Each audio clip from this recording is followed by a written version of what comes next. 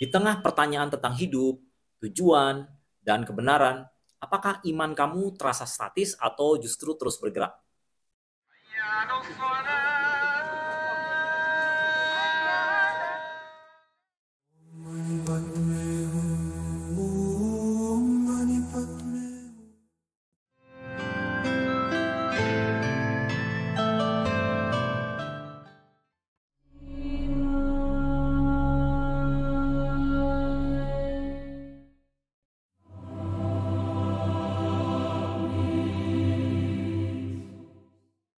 Praise to the Lord, the Almighty. Banyak dari kita mewarisi iman, tapi seberapa jauh kita benar-benar memahami dan menjalaninya? Hari ini kita akan membahas sebuah teori revolusioner dari James Fowler yang memetakan perjalanan iman setiap manusia, dari masa kanak-kanak hingga dewasa. Ini bukan soal benar atau salah, tapi soal bagaimana iman kamu tumbuh, berinteraksi dengan realitas hidup. Siap untuk menggali lebih dalam fondasi iman kalian? Sebelum kita lanjut, tolong dukung channel ini dengan subscribe, like, dan komentarnya ya. Dan kalau bermanfaat, bantu share ke teman-teman dan nyalakan loncengnya supaya bisa update terus dengan channel ini. Yuk, kita lanjut. Tonton sampai habis ya. Sebagai seorang yang beragama, kita tahu iman itu penting. Tapi seberapa jauh sih iman kita itu sudah berkembang? Apakah kita masih seperti anak kecil yang percaya karena disuruh orang tua atau sudah punya iman yang kokoh dan personal? James Fowler ini anak seorang pendeta metodis, punya pandangan yang revolusioner. Bagi dia, iman itu bukan cuma soal agama tertentu, tapi adalah cara fundamental manusia menciptakan makna, menemukan tujuan, dan membentuk hubungan dengan kondisi-kondisi ultimat keberadaan kita. Jadi, bahkan orang yang nggak beragama pun punya iman versi Fowler. Siapa sih James Fowler ini? Dia adalah seorang teolog dan profesor dari Emory University. Dia ini murid tak langsung dari Piaget, Kohlberg, dan Erikson. Artinya, dia mengambil konsep tahapan perkembangan dari psikolog-psikolog itu, lalu dia terapkan untuk memahami iman. Penelitiannya nggak main-main. Dia mewawancarai ratusan orang dari berbagai latar belakang agama dan juga usia. Dari 4 tahun sampai 88 tahun. Dan disitulah dia menemukan pola-pola unik dalam perkembangan iman. Fowler membagi perkembangan iman jadi 6 tahapan, plus 1 pra-tahap. Ingat ya, ini bukan soal berapa salehnya kita, tapi lebih ke struktur cara kita memahami dan berelasi dengan realitas ultimat kita. Bagian pertama yaitu pra-tahap, primal atau undifferentiated faith. Ini adalah fondasi iman. Di sini, bayi belajar tentang rasa percaya dan keamanan dari pengasuhnya. Ini menunjukkan pentingnya lingkungan keluarga dalam mengenal Tuhan. Kita masuk ke tahap pertama yang disebut intuitive projective faith. Iman anak-anak itu penuh imajinasi, fantasi, belum logis. Mereka dipengaruhi banget sama cerita-cerita dan contoh-contoh orang dewasa. Bagi kita, ini adalah masa untuk menanamkan kisah-kisah di dalam kitab suci. Cerita-cerita tentang pahlawan-pahlawan iman misalnya. Dan keajaiban bagaimana Tuhan dengan caranya yang kreatif dan menarik. Tuhan seringkali dianggap sebagai superhero yang bisa melakukan segalanya. Ini adalah permulaan yang baik. Masuk ke dalam tahap kedua, mythic literal faith. Anak mulai berpikir lebih logis, memahami cerita-cerita di dalam kitab suci. Tuhan seringkali dilihat sebagai hakim yang adil. Kalau baik, diberkati, kalau jahat, dihukum. Di sini kita perlu mengajarkan dengan sistematis, mengenalkan hukum-hukum di dalam kitab suci sebagai standar kebenaran, dan juga penting untuk tidak terjebak pada legalisme, tapi membawa mereka pada pemahaman tentang Tuhan. Tahap ketiga adalah synthetic conventional faith. Ini tahap yang paling umum buat kebanyakan orang dewasa.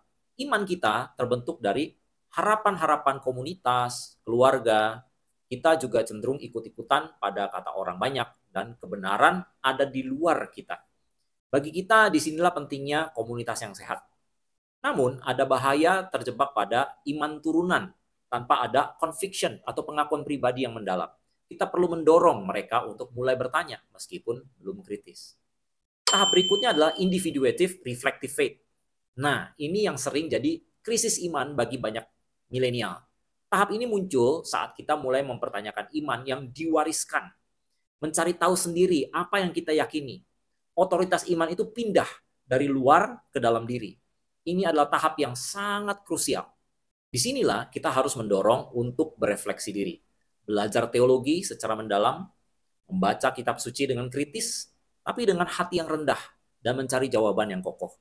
Bukan hanya ikut-ikutan atau sekedar merasa saja. Banyak orang berhenti di sini atau bahkan mundur karena tidak menemukan jawaban. Tahap selanjutnya adalah conjunctive faith. Setelah melewati proses dekonstruksi di tahap 4, kita jadi lebih terbuka kepada kompleksitas, paradoks, dan juga misteri-misteri. Kita bisa melihat kebenaran dari berbagai sisi. Enggak cuma ini benar, itu salah. Kita bisa menghargai tradisi sendiri, tapi juga terbuka pada kebenaran di tradisi yang lain. Bagi kita, ini adalah tahapan di mana iman semakin matang. Enggak lagi hitam putih, tapi semakin mengerti kedalaman dan misteri Tuhan.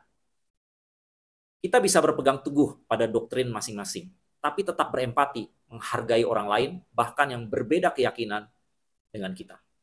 Dan yang paling puncak adalah tahap universalizing faith. Ini tahapan yang paling puncak yang jarang banget dicapai. Di sini, individu sudah melampaui kepentingannya sendiri dan ideologinya sendiri. Mereka hidup untuk prinsip-prinsip universal tentang kasih, keadilan. Hidup mereka jadi radikal, menginspirasi banyak orang. Fowler menyebut contoh seperti Mahatma Gandhi atau Martin Luther King Jr. Nah, gimana nih penerapannya buat kita? Buat para mentor rohani, pemimpin agama, atau orang tua. Yang pertama, pahami level iman mereka. Jangan samakan anak kecil dengan remaja dalam cara mereka memahami iman. Untuk anak-anak, cerita dan pengalaman yang positif itu penting. Untuk remaja, ajak mereka bergaul di komunitas yang sehat. Berikutnya, beranilah menghadapi keraguan. Kalau ada teman atau anak kita lagi krisis iman, jangan panik. Itu justru sehat. Berikan ruang aman buat mereka bertanya, berdebat, dan menemukan jawaban sendiri. Temani mereka, arahkan mereka pada kebenaran dalam kitab suci. Dan tunjukkan bahwa iman itu tidak takut diuji. Lalu, dorong pertumbuhan spiritual yang seimbang. Jangan cuma fokus pada pengetahuan aja, tapi juga emosinya dan juga tindakannya di dalam iman. Iman sejati itu bukan cuma tahu ya, tapi juga percaya dengan hati dan hidup sesuai dengan kebenaran yang diyakini. Kelebihan teori Fowler ini adalah dia mencakup seluruh rentang kehidupan, dari bayi sampai tua. Dia juga mendefinisikan iman secara luas, jadi relevan buat banyak orang dan kalangan. Tapi kekurangannya, banyak yang bilang tahapannya ini terlalu kaku. Padahal iman itu bisa naik turun atau loncat-loncat. Terus teorinya ini dikembangkan di budaya barat. Jadi mungkin ya nggak sepenuhnya pas buat semua budaya di dunia ini. Dan beberapa juga menganggap tahapan paling tinggi itu kesannya elit banget. Cuma sedikit orang yang bisa sampai ke sana. Ada fakta seru nih. Fowler, saking berpengaruhnya, dia pernah dapat 2 penghargaan bergengsi di tahun yang sama, yaitu di tahun 1994 dari 2 bidang yang berbeda, American Psychiatric Association dan juga American Psychological Association.